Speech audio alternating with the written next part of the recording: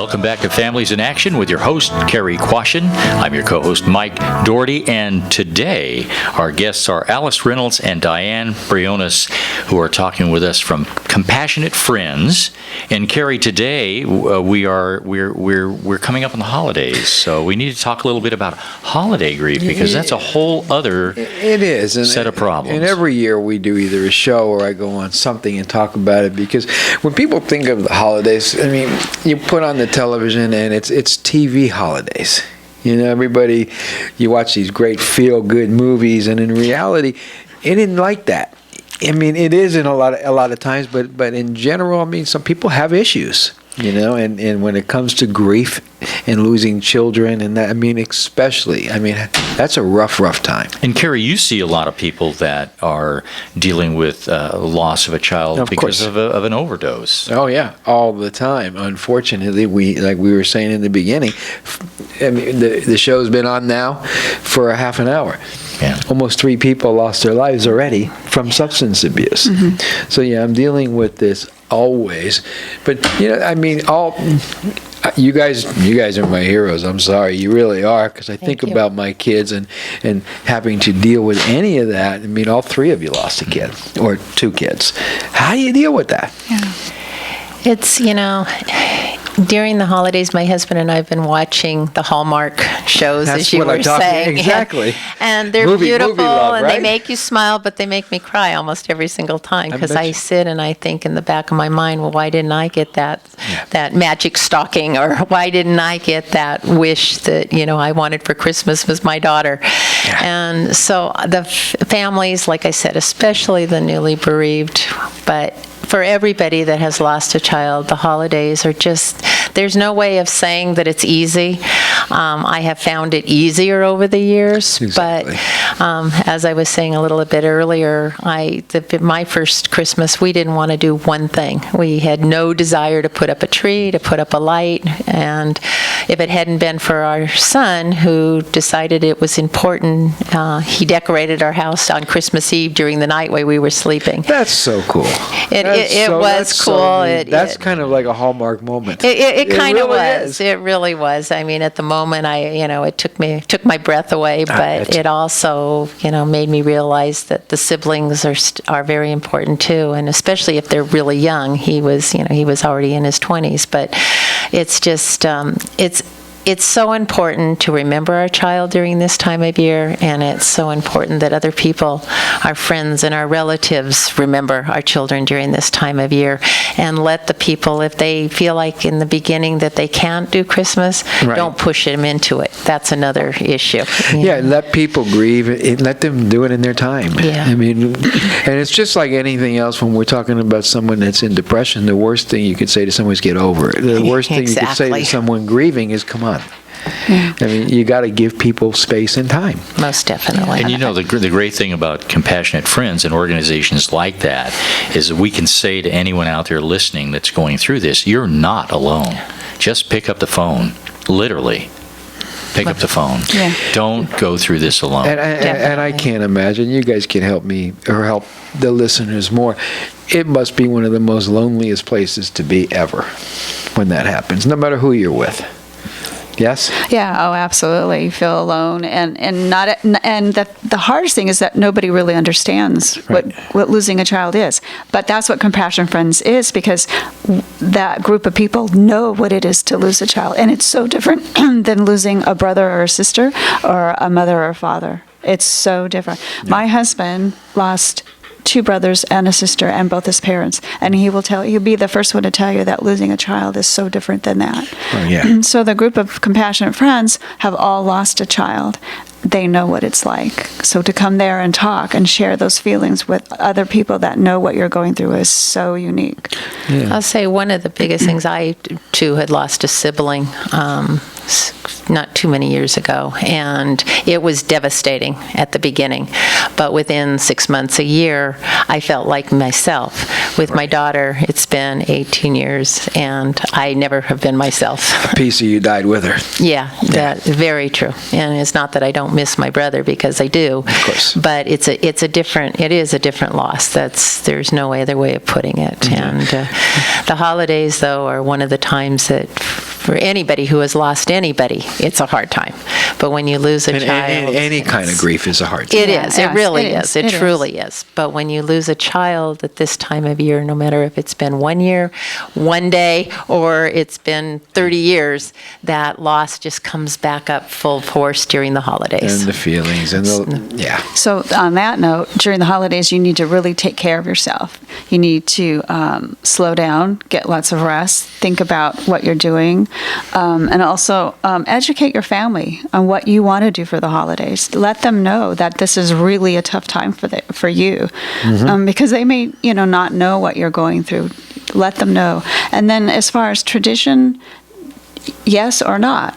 You can follow those traditions you've done or not. Like Diane said, she, takes off and goes away. Right. It's okay to do that or not. You gotta deal with it You got to and- do right. what you need to do for yourself, for Exactly. those, not what everybody thinks you should And do. especially because everybody grieves differently. Nobody can say you got to do it differently. Exactly. And the timing is all yours. And, Right. and so it is important. And I mean, our son, we had a lot of traditions. I mean, he loved Christmas time. Mm-hmm. And so there were a lot of things, that you want to do. And my wife and I were fortunate. We were able to get through that Right. pretty well. But still, there's a big emptiness there. And it just isn't going to be filled by anything. That's No. right. It That's just right. isn't. No. Yeah. You know, And I don't mean to give a downer to anybody No. listening No. out there, but No. but you need to. That's why you need to get a little bit of help. You need to talk to people that have been through this Right. and can say to you, "This is normal." You're angry, you're confused, Yes. you're all these because things. when it happens, I mean, I didn't lose a child, but I can imagine when it happens, you see no out. Yeah. There's no end to the game. It hurts so bad that how do you get through it? Yeah. Yeah. The So- issue is most everyone that I've dealt with think you're going crazy during that time. Your mind is not where it's ever been before. I mean, to focus on anything is so difficult. But the one thing that I've learned over the years is that they always say men and women grieve differently. People grieve differently, and we grieve differently at different times. We find, I always called it a roller coaster ride I wanted off of, and in the later years I called it a tidal wave, and you never know when it was going to hit. Yeah. And the holidays is one time it always seems to hit for me. Well, I have to And- tell you, I've had not so much now, but when it at first happened, when we first lost our son, I went through the, having anger toward my son actually, and I was in the car going home from work yelling at my son. Yeah, that's- Yelling. yeah. I mean, yelling. Yeah. And all the people driving by must have thought I was completely crazy. And I would pull up to the house and I would go in the door and my wife would look at me and she said, "What's going on?" And I just said, "Oh, I was just yelling at Chris on the way home." She said, "Oh, I did that yesterday." Yeah, So- it's I- very I- common. I think anger and guilt, no matter how your child died, all of us have gone through that anger and guilt and continue to go through those two stages, no matter how our child died. All right. We'll continue to go through those stages. And it's always if I would have done different, better, or more. Yeah. Yeah, It's always exactly. Yeah, I know. My husband, my daughter was on her way to work at 6:00 in the morning, and all he kept saying was, "Why didn't I drive her to work? Why didn't I drive her to work?" It's always that. But different, so better, or more. exactly. Let's give those phone numbers again so we can help people that want to get in contact with you. Okay, my home phone again is 661-252-4654. And the website and your number. And my number is 661-252-4374. And the website is compassionatefriends-scv.org. And the other thing you said, Diane, I want to get to it really quickly. I almost got ran over yesterday at a mall. Oh, my gosh. I mean, literally, people aren't paying attention right now. Everybody is in such a hurry. They're speeding through the holidays. They're on a mission to buy and find, and we're not paying much attention. So really, right now, people, please pay attention to your driving. Pay Please. attention to your surroundings. Pay attention to your speeding. Pay attention to everything. Get off your phones. Yeah. Yeah. My thing is always take your phone and turn it off or put it in glove compartment. Not even in your phone, because you can still reach for that phone in your purse. You know. I got a new thing on mine. I think all phones have it. It turns, as soon as I get in my car, it goes to driving mode. Driving mode. That's Yeah. smart. Yes. I'm leaving Yes. it on driving mode. The newer phones Yeah. have it. If you have an old phone, you can get an app from your. A lot of the carriers have it. You can put it on. So if somebody calls me, it sends Yes. them an instant message saying that I'm driving. Right. Call back. I just don't pick mine up I don't if either. it rings. I just Yeah. let it ring, Yeah. and I'll either pull over if I'm expecting a call from somebody. I can pull over. But you know what? Life, yours or someone else's, is a whole lot more important than answering that silly phone. Yeah. And as far as texting is concerned, I mean, think about that for a moment. That's as silly as playing checkers in your car. Well, can you imagine driving down and playing a game of checkers? Nobody would do that. But for some reason, they think they can get away with texting. And I know we've all had this experience now because this is happening all the time. You're driving, you can tell when can people tell. are on the phone Absolutely. or texting Oh, because yeah. their car's weaving all It's over the place, true. getting into your lane. Worse than a drunk driver. I was going to say Absolutely. it's statistics proven that texting Yes. is worse than driving drunk. Yes. It takes like 3 football fields to You're end. right. Yeah, text, our yeah. friend John Lutz has brought Yeah, that up. yeah. Remember? Yeah, I Driving do. down 3 football fields blindfolded. Really? Yeah. Wow. Yeah, can you imagine that? No. I And mean, then it the just- worst case scenario is that somebody ends up paying with that with their life, and that's what Right. we're talking about today. The people that are, it's like Cary. We talk about this all the time about how people are overdosing and dying, and we brought this up once before. There's a whole community out there of people that are affected by that. Yes. When somebody dies, you're talking about moms, dads, sisters, and brothers. Kids. Our son passed away, and his birthday was the day after Thanksgiving, so it was always around Thanksgiving every year. And I've got to tell you, for the past several Thanksgiving, this one being the first one, his sister was hardly able to celebrate Thanksgiving. It so upset her. Very, that is so normal. It's just, when it's that close and it's still new. I mean, it's still very new for you. For me, I always said newly bereaved was 5 years. And, it just, for a sibling or for a parent, that time of year, and especially if it's their birthday and the holiday combined, of course, it's just that much harder. But the fact that people do love and understand and care, that's really important for them to know as well.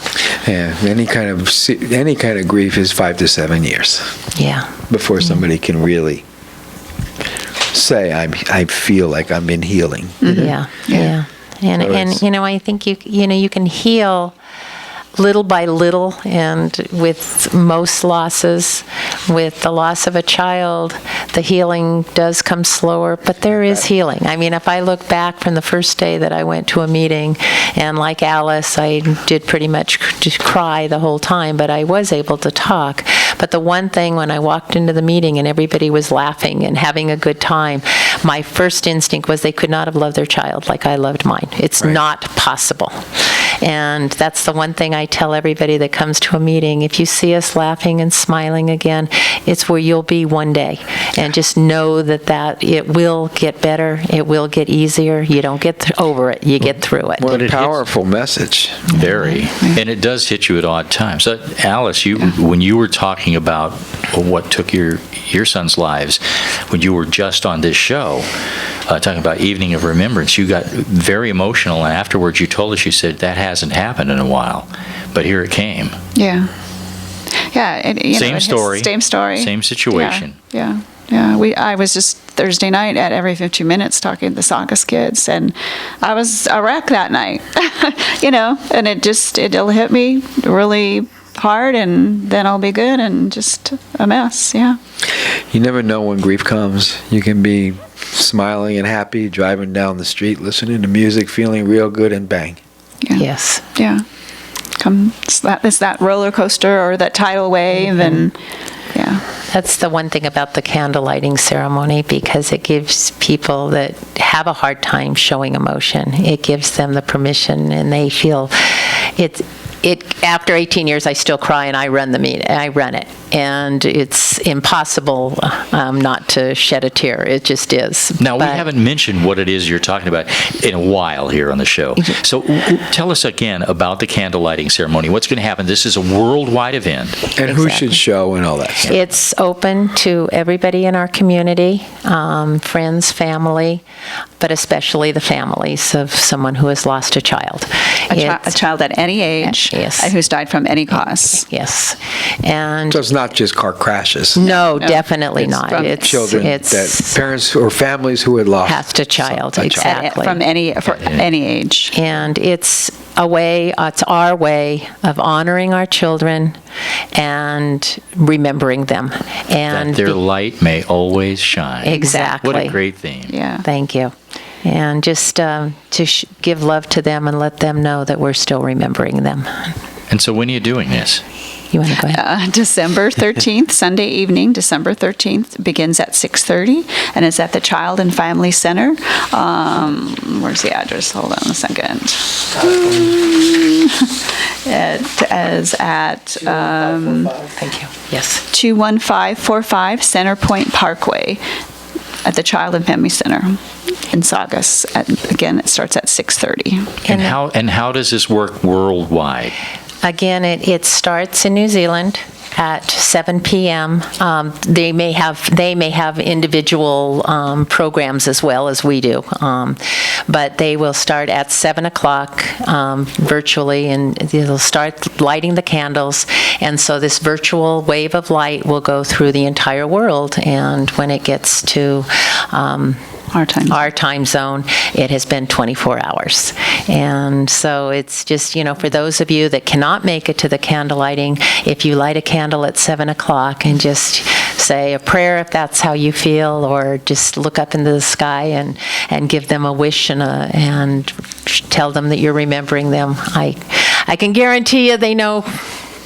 Now, you actually have a slideshow, and I think that you said you have 95 children on it, and that some of the people that sent those in aren't with you with Compassionate Friends on a regular basis. But now there's no more time for anybody to send in another picture. Is that right? Or? Yeah, we like I said, we started this 15 years ago, so we've had people every year add their child to the slideshow, and unfortunately the cutoff date was November 22nd because the gentleman that does the slideshow for us works full time and lots of hours, so he has to have a cutoff date. So each year we add children. So at this point we have 95 But children it's really on the great because slideshow. everybody can match a face. Yes, Exactly. yeah. And see this person. Yeah.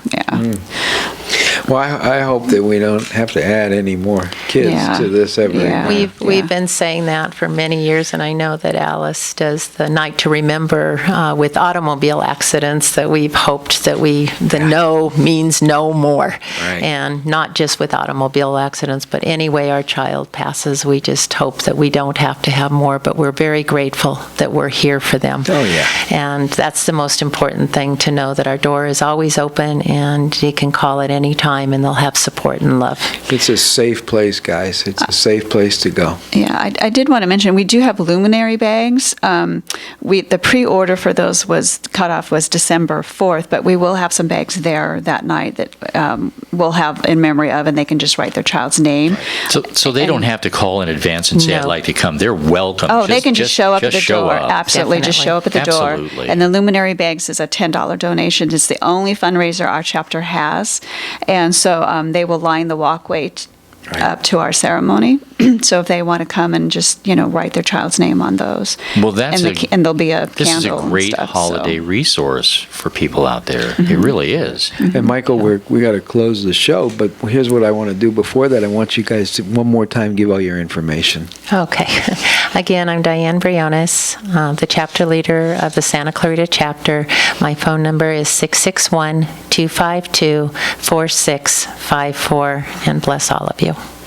And my name is Alice Reynolds, and my phone number is 661-252-4374. And our website is compassionatefriends-scv.org. sccev.org, and we're also a Facebook page too as well. And this event is when and where again? The candle lighting is December 13th at the Child and Family Center, and at 6:30, and it's located at 21545 Center Parkway. It's actually Center Point Parkway, Right. In Saugus, and it begins at 6:30. And it's actually right across the street, just a little before Bowman High School. So if you get on Center Point and you go past Bowman, you've gone a little too far. So it's on the left-hand side. It's kind of hard to miss. It's kind It of is. a large building. It is. Yeah, It's a very large building. Red brick. If you were to go in the wrong door, somebody would point you in the right Exactly. direction. No problem. Well, Mike, another show, another day, and great information with two of our local heroes. Thank you very much for having us today. Thank you so much. Getting the word out. And I mean what I say, two of our local heroes. I mean, there's so many heroes in this valley that go out every day and touch so many lives. But the lives you guys touch are people that really, really, really need you. So thanks for what you do. And we'll have a Thank few you. moments when we come back. They'll be able to give out their phone numbers again and all Yes. that. Yeah. So this is Families in Action on your local hometown station, AM 1220, KHTS. Welcome back to Families in Action on your local hometown station, AM 1220, KHTS. I'm Cary Quashen, along with my co-host, Michael Doherty. And, we changed the routine of the show. We changed the format, yes. Yeah, it used to be every 15 minutes we'd have a break. So, and I actually thought we were going off the air on the last break, so I apologize. I We could tell, weren't. and Justin was waving at me, and I was looking at you with big eyes, and I finally decided I'm going to have to interrupt Cary, otherwise he's going to say goodbye. I would have said goodbye. You're right. And we want them to give us the number and the details one more time before we leave, right? Well, yeah, absolutely. But I know this. I know that Compassionate Friends they're having an event Yes. that anybody that's lost a kid or have a family member that lost a kid needs to be at this event. It's just a healing, healthy place to go. And add to it, guys. Yeah, please, we would love to have you come join us. It is a wonderful way of honoring and remembering your child. And if you need any more information regarding that or our Compassionate Friends meetings, once again, you can call me at 661-252-4654 or contact Alice and she will give you her information. My name is Alice, and my phone number is 661-252-4374, and our local chapter website is compassionfriends-scv.org, and we're also on Facebook. And also, I want to remind everybody out there who has gone to our candlelighting before, it's always been at Canyon Country Park. This year, we are new at an indoor venue, and it's at the Child and Family Center, and they are not sponsoring us. We are just renting a room from there, and the address for the event is at 21545 Center Point Parkway, and that's in Saugus.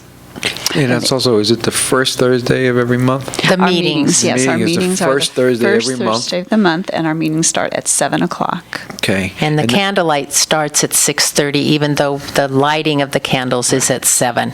And afterwards, we always have refreshments, and it lasts for about an hour and a half. And the reason why we ask you to give that information so many times, because so many people sit there and they say, should I not? Should I not? So we really want to give people opportunities to think about it and write down the number and know when it is and to show up. What, And Mike? Cary, I was just going to say, Alice and Diane and myself, we're all three in a club we'd rather not belong to. Absolutely. But I have to tell you, can you imagine two nicer ladies to be there to give you a helping hand? No. During this very, very, very difficult time? No, I couldn't. Yeah. Yeah. Thank you so much. I hope to God I never need you. Yeah, Yeah, I absolutely. hope you don't We either. hope you don't either. But I'll tell you what, it's sure good to know that you're out there. Thank you. Thank you. Hey, do you know who we have with us next week? I think it's Larry. It is. It's Larry Shallard. We are going to be helping people get through the holiday blues. Holiday Blues. We all know what that's about, right? It's not the Hallmark shows anymore, is it? Well, my wife and I are enjoying those, actually. They're great to watch. They're happy. But if They you are. think that's what you have to be all the time, you're going to be sadly disappointed. Exactly. Life is not Hallmark. That's for sure. Lives have its ups and downs, and sometimes the light at the end of the tunnel feels like a train, and that's for sure, for all of us. So we're going to help Yeah. people get through the holiday blues so they can have a decent Christmas. Very cool. Or whatever they celebrate. Very cool. Hey, is it time? It's that time. I'll let you close it. All right. Hey, you've been listening to Families in Action right here on AM 1220 KHTS, your hometown station. Join us again next week. We're going to have therapist Larry Shallett here talking with us about the holiday blues. That's next Monday, December 14th. We will see you then.